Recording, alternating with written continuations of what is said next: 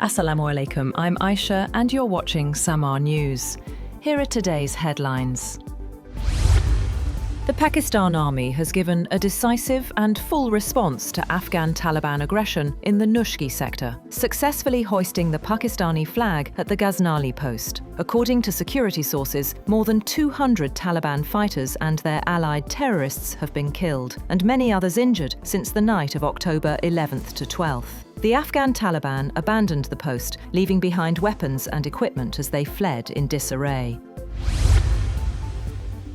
Operations continue against the Afghan Taliban and Indian-backed militants along the Pak-Afghan border in Kurram district, following unprovoked firing from across the border. The Pakistan Army destroyed 4 Taliban tank positions at Shamshad Post within an hour, dealing a significant blow to the attackers. Security sources have also confirmed the killing of a key Khawarij commander during the operation, while the attackers abandoned their posts and fled in the face of the army's fierce response.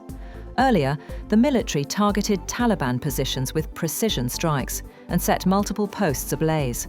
Exchanges of gunfire continued intermittently, while civilians from nearby areas are moving to safer zones amid fears of further escalation.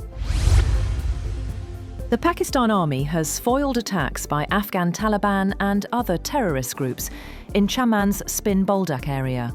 The terrorists launched early morning attacks at 3 different locations, which were repelled after effective retaliation.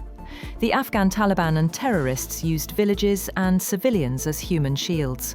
According to reports, 15 to 20 Afghan Taliban were killed in the retaliation.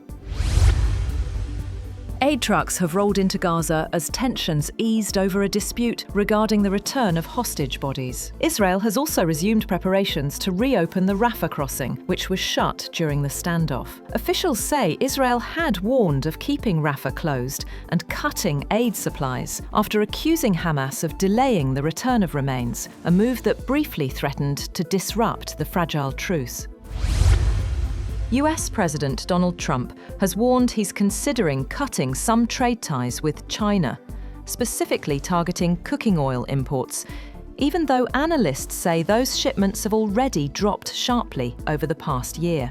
In a post on social media, Trump accused Beijing of deliberately hurting American soybean farmers, calling China's actions an economically hostile act. He said the US is weighing measures to terminate business with China involving cooking oil and other trade areas as possible retribution. Russia has carried out overnight drone strikes targeting Ukraine's power infrastructure, knocking out electricity in several regions, including the central Dnipropetrovsk area. Power grid operator Ukrenergo says supplies have been restricted in 7 regions, mostly in the east, while the state-run gas company confirmed that a thermal power plant was hit, though it did not specify which one. The International Monetary Fund has reached a staff-level agreement with Pakistan, paving the way for the release of $1.2 billion after approval from the fund's executive board. The IMF has praised Pakistan's recent economic progress, including its first current account surplus in 14 years. Iran has rejected President Trump's latest call for dialogue, accusing Washington of hostile and criminal behavior. Foreign Ministry says President Trump cannot claim to seek peace while backing strikes on Iran's nuclear sites. Tehran says it remains open to respectful diplomacy, but not under US pressure. The United Nations says several countries, including European and Arab nations, Canada and the US, are willing to help fund Gaza's $70 billion reconstruction. The 2-year war has left behind 55 million tons of rubble, while the UN estimates it could take decades to rebuild. Pakistan has been elected to the United Nations Human Rights Council for the 2026 to 2028 term, with a strong majority. The election at the UN General Assembly reaffirms Pakistan's role as an active voice on global human rights issues. The European Union has sought US and G7 support to counter China's new export curbs on rare earth minerals. EU Trade Chief Maros Sefcovic called the move a critical concern and said ministers are exploring joint action. China's controls have already triggered global supply fears and a sharp market reaction after President Trump threatened 100% tariffs.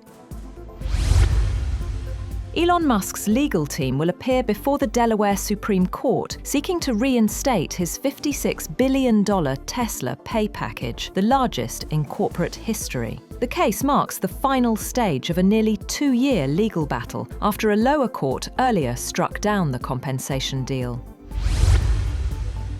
Apple CEO Tim Cook has announced plans to increase investment in China during a meeting with the country's industry minister in Beijing. The decision comes at a time when many US companies are growing cautious amid rising trade tensions between Washington and Beijing. The two economic giants remain divided over tariffs and manufacturing policies, while US President Donald Trump continues to push for bringing production back to the United States. Apple's smartphone shipments in China have grown slightly, up 0.6% from a year earlier, reaching 10.8 million units in the third quarter. According to research firm IDC, this modest rise comes despite sluggish demand across China's smartphone market. The data also shows Apple climbed to second place, holding a 15.8% market share in the September quarter. Gold has risen to a fresh high just shy of the $4,200 per ounce level, buoyed by rising expectations of further US rate cuts, while renewed US-China trade worries also boosted safe haven demand. Spot gold is up 0.9% at $4,178.15 per ounce, after hitting a record high of $4,186.68 earlier in the session. That's all for now. For more updates, visit www.samaa.tv. Thank you for watching Samaa News.